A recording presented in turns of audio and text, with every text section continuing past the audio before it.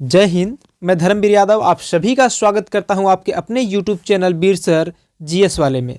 मेरे प्यारे साथियों, आप सभी को पता है कि यूपीपी की वैकेंसी इसी महीने के अंतिम तिथि तक आ जाएगी और यदि आपको यूपीपी में सिलेक्शन लेना है, अपनी एक सीट पक्की करनी है, तो आपकी तैयारी मजबूत होनी चाहिए, आपकी पढ़ाई मजबूत होनी चाहिए, यानी कि आपको पढ़ाई करना होगा।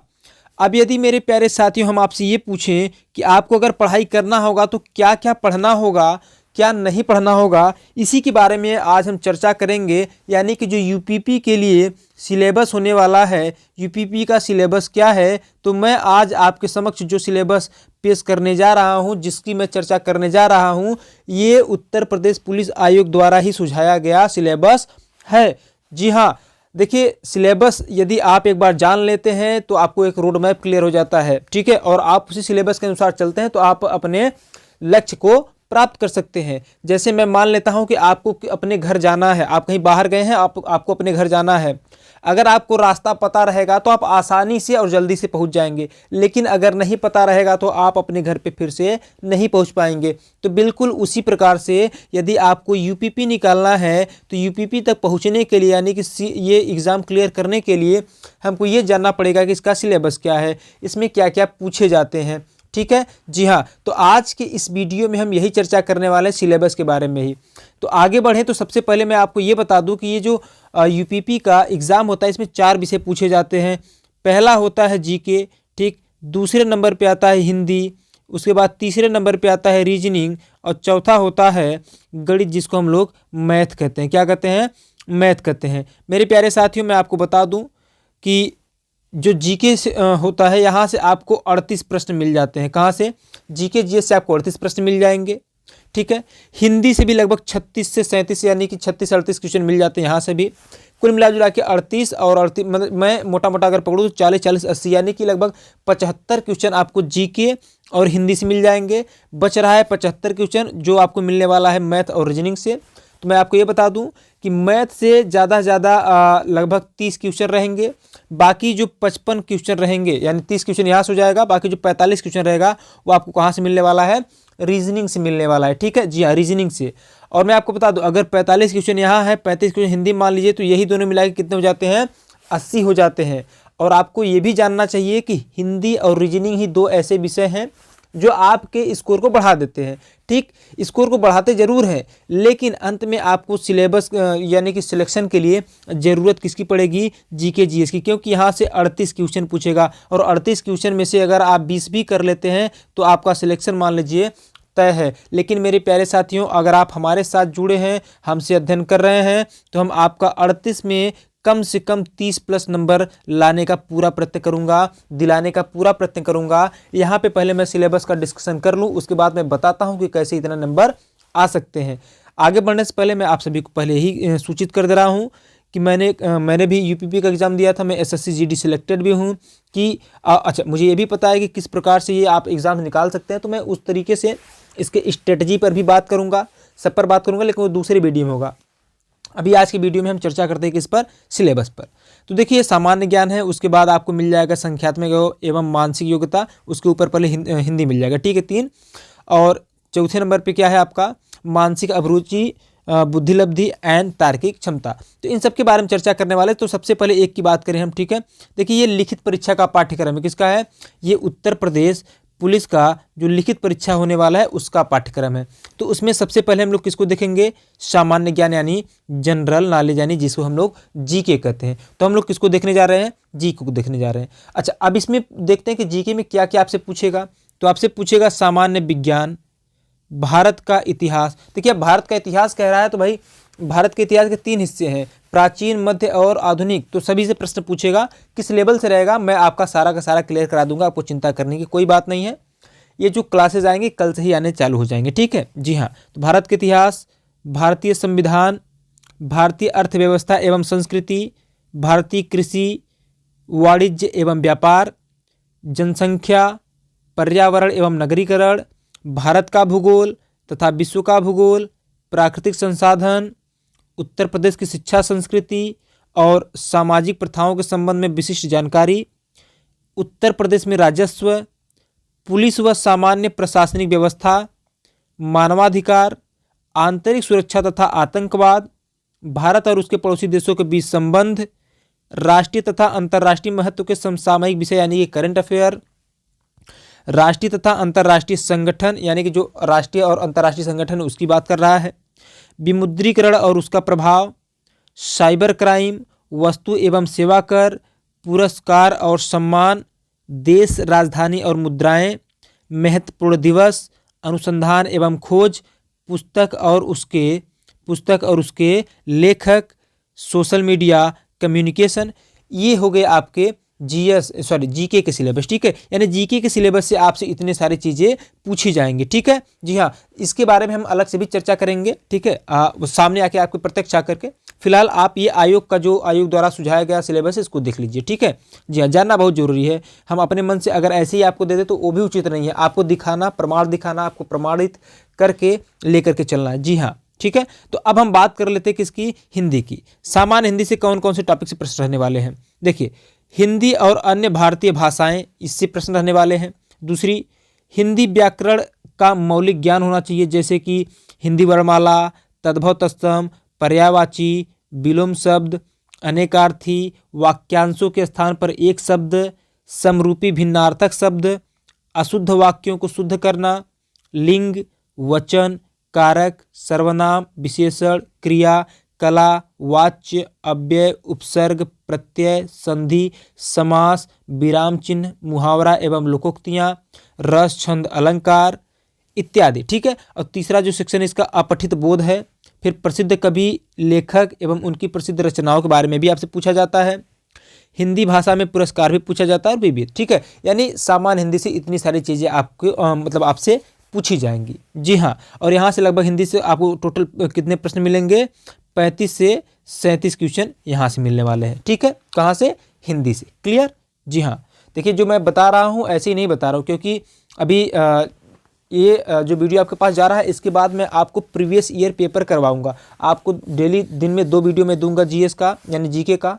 एक तो जो जीके का वीडियो होगा वो मैं पूरा वर्णा मतलब कर लीजिए कि एनालिसिस करके दूंगा, जो आपके परीक्षा में पूछा जाएगा वो। और दूसरी जो वीडियो आपको मिलेगा सुबह सुबह वो होगा प्रीवियस ईयर क्वेश्चन, यानी कि जो पिछले वर्षों में पुलिस की परीक्षाएं हुई हैं, जो प्रश्न पूछा गया है जीएस में, उसको सॉल्व करवाएंगे। ठीक है जी हाँ, फिलहाल आइए देखते हैं हम लोग क्या, तीसरा संख्यात्मक एवं मानसिक योग्यता को। किसको, संख्यात्मक एवं मानसिक योग्यता, जिसको हम लोग कहते हैं न्यूमेरिकल एंड मेंटल एबिलिटी की बात करते हैं। ठीक है जी हाँ, तो सबसे पहले हम देख लेते हैं न्यूमेरिकल एबिलिटी में। ये जो आपका अर्थमेटिक वाला हिस्सा होता है, गणित का वो वाला हिस्सा है। ठीक है, इसमें क्या क्या पूछा जाएगा, नंबर सिस्टम यानी संख्या पद्धति, सिंप्लीफिकेशन यानी सरलीकरण, डेसिमल एंड फ्रैक्शन यानी कि दशमलव और भिन्न, highest common factor and lowest common multiple यानी कि महत्तम समापवर्तक और लघुत्तम समापवर्त, रेशियो एंड प्रपोर्शन यानी अनुपात और समानुपात, परसेंटेज यानी प्रतिशतता, प्रॉफिट एंड लॉस यानी लाभ हानि, डिस्काउंट यानी कि छूट, सिंपल इंटरेस्ट यानी साधारण ब्याज, कंपाउंड इंटरेस्ट यानी कि चक्रवृद्धि ब्याज, पार्टनरशिप यानी कि भागीदारी या साझेदारी, एवरेज यानी कि औसत, टाइम एंड वर्क यानी समय और कार्य, टाइम एंड डिस्टेंस यानी समय और दूरी, use of table and graph यानी सारणी और ग्राफ का प्रयोग, mensuration, arithmetic compound and other analytical function यानी कि अंकगणितीय संगणना एवं अन्य विश्लेषणात्मक कार्य, फिर उसके बाद मिसलेनियस। देखो इतने सारे से मिला करके आपको ये है। अच्छा, ये तो केवल न्यूमेरिकल एबिलिटी है। ठीक है, इसके अलावा अगर आप देखिए मेंटल एबिलिटी में, तो वो जो है कि रीजनिंग का ही हिस्सा है एक प्रकार से। ठीक है, तो ये पूरे मिला करके आपको कितने प्रश्न मिल जाएंगे, यहाँ से लगभग 30 प्रश्न मिलने वाले हैं। ठीक, कितने प्रश्न मिलने वाले हैं, लगभग 30 प्रश्न। यहाँ भी देख लेते हैं मानसिक योग्यता में यानी कि मेंटल एबिलिटीज क्या क्या पूछा जाएगा, तो लॉजिकल डायग्राम पूछा जाएगा, जिसको हम लोग हिंदी में तार्किक आरेख कहते हैं, सिंबल रिलेशनशिप यानी कि रिलेशनशिप इंटरप्रिटेशन, जिसको हम लोग संकेत संबंध विश्लेषण कहते हैं, परसेप्शन टेस्ट, जिसको हम लोग प्रत्यक्ष ज्ञान बोध कहते हैं, वर्ड इंफॉर्मेशन टेस्ट यानी शब्द रचना परीक्षण, लेटर एंड नंबर से यानी अक्षर और संख्या का श्रृंखला, जैसे आप देखे होंगे कि भाई अक्षर या क्या दिया रहता है, संख्या दिया रहता है, बीच में एक शब्द गायब रहता है, उसी को आपको भरने के लिए कहता है। इस प्रकार से यहाँ से आपको प्रश्न देखने को मिलेंगे। और क्या है इसमें, 2-3 पॉइंट और इसमें है, शब्द और वर्णमाला से आंशिक समरूपता पूछेगा आपसे, कॉमन सेंस टेस्ट यानी कि व्यवहारिक ज्ञान परीक्षण पूछेगा। डायरेक्शन सेंस टेस्ट यानी कि दिशा ज्ञान परीक्षण, जिसको आप दिशा दूरी भी कहते हैं। लॉजिकल इंटरप्रिटेशन ऑफ डाटा यानी कि आंकड़ों का तार्किक विश्लेषण आपसे पूछेगा, ठीक है। प्रभावी तर्क पूछेगा। अंतर्निहित भाव का विनिश्चय करना, यहाँ से प्रश्न रहेंगे, ठीक। अब यदि हम चौथे हिस्से को देखें यूपीपी के सिलेबस को, तो जो चौथा हिस्सा है, ये जो चौथा हिस्सा है मेरे साथियों, यहाँ ध्यान दीजिए इस प्रकार से। ये जो चौथा हिस्सा है, चौथे हिस्से में क्या क्या आपसे पूछेगा, मानसिक अभिरुचि, बुद्धिलब्धि एंड तार्किक क्षमता, जिसको अंग्रेजी में कहेंगे mental aptitude, IQ and reasoning ability. तो सबसे पहले मेंटल एबिलिटी को, मेंटल एप्टीट्यूड में देखते हैं कि इसमें क्या क्या पूछा जाएगा, ठीक है। तो इसमें पूछा जाएगा, क्या पूछा जाएगा, पब्लिक इंटरेस्ट यानी जनहित, लॉ एंड ऑर्डर यानी कानून और शांति व्यवस्था, कम्युनल हार्मनी पूछा जाएगा यानी सांप्रदायिक सद्भाव पूछा जाएगा, क्राइम कंट्रोल यानी अपराध नियंत्रण पूछा जाएगा, रूल ऑफ लॉ यानी कि विधि का शासन पूछा जाएगा, अनुकूलन की क्षमता, ठीक है, हालांकि इसको मैं ही कवर करवाऊंगा, व्यावसायिक सूचना, पुलिस प्रणाली, समकालीन पुलिस मुद्दे एवं कानून व्यवस्था, ठीक है। यहाँ से इन सब चीज़ों से प्रश्न आपसे मिल जाएंगे। फिर आपको जो इसका ख वाला यानी कि आईक्यू वाला हिस्सा मिलेगा, ये भी रीजनिंग का हिस्सा है, जिसमें है रिलेशनशिप एंड एनालॉजी टेस्ट, जिसको हम लोग कहते हैं संबंध व आंशिक समानता परीक्षण, ठीक, जिसको आप रक्त संबंध भी एक तरह से मतलब ये रक्त संबंध से ही संबंधित होता है, हालांकि रक्त संबंध पूरा नहीं होता। असमान को चिन्हित करना, सीरीज कंपटीशन कंप्लीशन टेस्ट, जिसको हम लोग श्रृंखला पूरी करने का परीक्षण के नाम से भी जानते हैं, ठीक है। जी हाँ, आगे कोडिंग एंड डिकोडिंग टेस्ट, जिसको हम लोग कहते हैं संकेत लिपि और सांकेतिक लिपि को समझना। हालांकि कोडिंग और डिकोडिंग को हम लोग हिंदी और अंग्रेजी दोनों में ही कोडिंग डिकोडिंग पढ़ते हैं, हिंदी इसका थोड़ा सा टफ हो जाता है, यानी कि संकेत लिपि और सांकेतिक लिपि को समझना, ठीक है, कोडिंग डिकोडिंग। फिर उसके बाद डायरेक्शन सेंस टेस्ट यानी दिशा ज्ञान परीक्षण यानी कि दिशा दूरी, फिर रक्त संबंध, है ना, वर्णमाला पर आधारित प्रश्न, टाइम सीक्वेंस टेस्ट यानी कि समय क्रम परीक्षण, Venn diagram and pie chart, ठीक है, यानी कि वेन आरेख और चार्ट सदृश परीक्षण, मैथमेटिकल एबिलिटी टेस्ट यानी कि गणितीय योग्यता परीक्षण, क्रम में व्यवस्थित करना यानी कि अरेंजिंग इन ऑर्डर, यहाँ से भी प्रश्न रहेगा। अब इसका जो ग वाला हिस्सा है इसको समझिएगा, ये भी रीजनिंग का ही हिस्सा है। देख मैंने क्यों कहा कि रीजनिंग से ज़्यादा क्वेश्चन रहेंगे, क्योंकि इसके कई सारे हिस्से हैं ना, इस वजह से मैंने कहा कि रीजनिंग से ज़्यादा प्रश्न रहते हैं, ठीक है। रीजनिंग से कम 45 से 50 प्रश्न आपको देखने को मिल जाते हैं कभी कभी, और गणित से कभी कभी 20 से 25 क्वेश्चन ही रह जाते हैं, ठीक है। तो इस पर भी ध्यान दीजिएगा। अब हम देखें अगर रीजनिंग एबिलिटी में, इसमें क्या रहेगा, एनालॉगी यानी कि समरूपता, सिमिलरिटीज़ यानी समानता, डिफरेंसेस यानी भिन्नता, उसके बाद क्या रहेगा, स्पेस विजुलेशन यानी कि विजुअलाइजेशन, ठीक है, खाली स्थान भरना, प्रॉब्लम सॉल्विंग यानी कि समस्या को सुलझाना, एनालिसिस जजमेंट यानी विश्लेषण निर्णय, डिसीजन मेकिंग यानी निर्णायक क्षमता, विजुअल मेमोरी यानी कि दृश्य स्मृति, उसके बाद डिस्क्रिमिनेशन यानी विभेदन क्षमता, ऑब्जर्वेशन यानी पर्यवेक्षण, रिलेशनशिप यानी संबंध, कॉन्सेप्ट यानी अवधारणा, अर्थमेटिक रीजनिंग यानी कि अंकगणितीय तर्क, वर्बल एंड फिगर क्लासिफिकेशन यानी कि शब्द और आकृति वर्गीकरण। कुल मिला के आपको वर्बल और नॉन वर्बल दोनों ही रीजनिंग से आपसे यहाँ से प्रश्न पूछे जाएंगे। कुल मिला के 45 के आसपास प्रश्न आपको रीजनिंग से देखने को मिलेंगे। 38 से 40 क्वेश्चन जीएस से मिलेगा, 35-36 क्वेश्चन आपको मिल जाएगा हिंदी से, और 20-25 क्वेश्चन मिलेगा गणित से, ठीक है। जी हाँ, देखिए अंकगणितीय संख्या श्रृंखला वगैरह वगैरह, या कुल मिला जुला के आप ये कह सकते हैं कि ये जो पूरा आपका यूपीपी का सिलेबस है, यहाँ से टोटल आपको 150 प्रश्न मिलेगा। अगर हम बात करें कि इसके लिए समय कितना मिलेगा, तो हमको 120 मिनट का समय मिलेगा, ठीक है। कितना, 120 मिनट में हमको 150 प्रश्न करने होंगे, यानी कि प्रश्न ज़्यादा है, समय कम है। और अगर समय कम है तो हमको पूरा प्रश्न तक पहुंचने के लिए अपने आप को मेंटेन करना होगा, पढ़ना होगा अच्छे से, तब जा करके हम इन सारी चीज़ों को अच्छे से समझ पाएंगे और कर पाएंगे। जी हाँ, ठीक है। तो ये सारी चीज़ें होगी आपके सिलेबस वाली।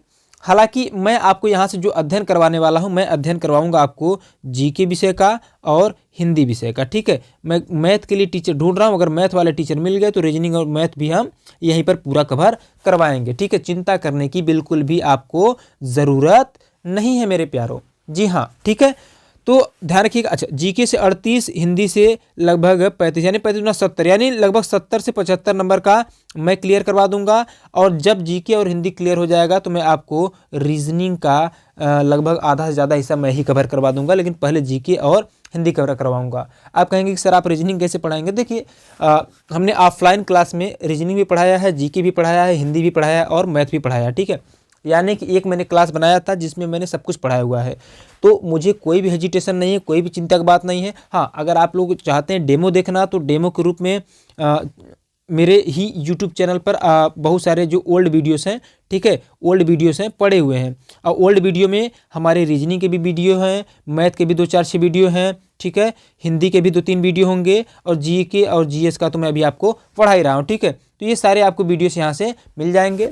बाकी वीडियो के बारे में आपका विचार कमेंट बॉक्स में डिस्क्राइब कीजिए। और हाँ, सबसे बड़ी बात कि आप लोग वीडियो को प्लीज़ लाइक कर दिया करिए, शेयर कर दिया करिए, और अगर आपने जो भी सब्सक्राइब नहीं किया हो तो चैनल को सब्सक्राइब भी कर दीजिए, क्योंकि यहीं पर आपको जो भी चीज़ें फ्री ऑफ कॉस्ट दे दी जाएंगी। और सबसे बड़ी बात ये कि अगर आप चाहते हैं जो क्लासेस चलती हैं, चूँकि क्लासेस हम चला रहे हैं एकदम फ्री ऑफ कॉस्ट, क्लासेस हम 1 ही 2 दिन, यानी कि आज आपको ये मिल जा रहा है तो कल या परसों से आपको जी के जीएस का, परसों से नहीं कल से ही हम देंगे। चलिए कंफर्म कर देते हैं, कल से ही देंगे। मैं आपको रेगुलरली एक क्लास दूंगा। और अभी तो आपको स्टैटिक जीके का मिलता ही है, कै बजे मिलता है, शाम को 8 बजे आपको मिल जाता है, तो वो आपको मिलता रहेगा, ठीक है जी। हाँ, तो ध्यान रहे, ये सब चीज़ें हो गई। हाँ, अगर आपको क्लास का PDF नोट्स चाहिए तो आप इस दिए गए नंबर पे आप व्हाट्सअप करके ले सकते हैं, ठीक है। कितना नंबर है? 7897725926, ठीक है। अगर आप इस पर व्हाट्सअप करते हैं तो आपको क्लास नोट्स दे दिया जाएगा। और हाँ, जिस क्लास का नोट्स चाहिए उस क्लास का नाम आप मेंशन कर दीजिएगा, ठीक है जी। हाँ, तो ये रहा आज का आपका वीडियो के बारे में अपना विचार कमेंट बॉक्स में डिस्क्राइब कीजिए। और यदि पहली बार आए हैं चैनल पर तो चैनल को सब्सक्राइब कीजिए। मिलते हैं आपसे अगले वीडियो में, तब तक के लिए लेते हैं आपसे विदा। जय हिंद, जय भारत।